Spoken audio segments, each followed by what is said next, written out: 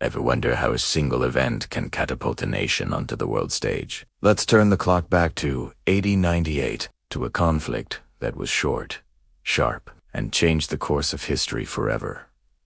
The Spanish-American War.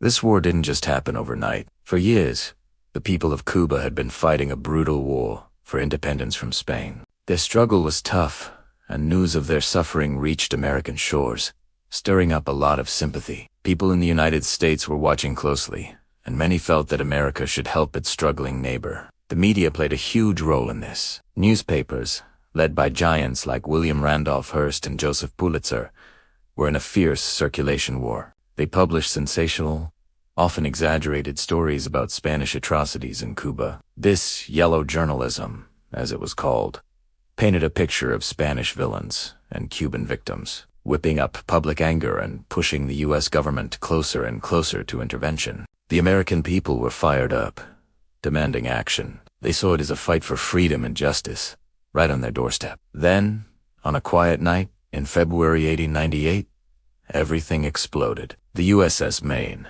an American battleship sent to Havana Harbor to protect U.S. interests, was suddenly ripped apart by a massive explosion, sinking into the dark waters and taking over 260 American sailors with it. To this day, we're not entirely sure what caused the blast. It could have been an external mine or an internal accident. But back then, the details didn't matter. The American press immediately blamed Spain. Headlines screamed, "Remember the Maine.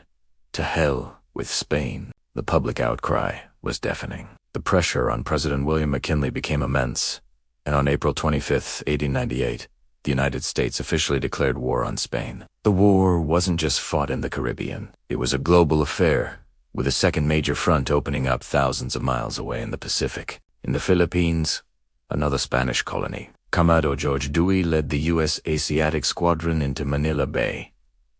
On May 1st, in a stunning display of naval power, Dewey's modern fleet completely destroyed the aging Spanish fleet without losing a single American life. This decisive victory not only crippled Spain as Pacific power but also signaled to the world that the U.S. was a formidable naval force. Back in the Caribbean, the fighting in Cuba was more of a ground war. The most famous unit to emerge from this conflict was undoubtedly the Rough Riders. This volunteer cavalry regiment was a motley crew of cowboys, college athletes, and adventurers, with the energetic and ambitious Theodore Roosevelt as their seconding. They became national heroes after their famous charge up Kettle Hill and San Juan Hill. Though the fighting was fierce and disorganized, American forces, with the help of Cuban rebels, eventually surrounded the city of Santiago. The Spanish fleet tried to escape the harbor but was completely annihilated by the U.S. Navy, effectively sealing Spain's defeat in Cuba. With its fleets destroyed in both the Pacific and the Caribbean,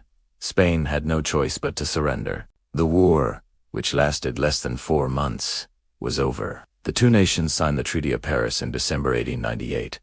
Under its terms, Spain gave up a lot. Cuba was granted its independence, though it would remain under U.S. influence for years.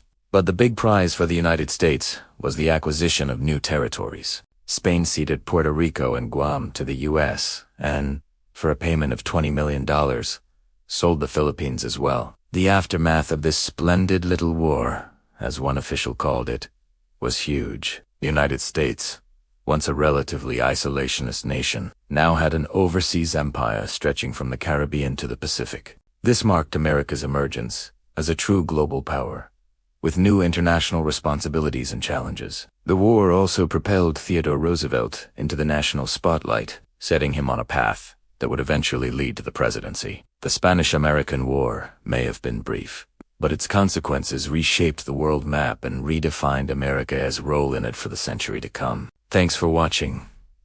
If you found this dive into history interesting, please hit that like button and subscribe for more stories that shaped our world. See you in the next video.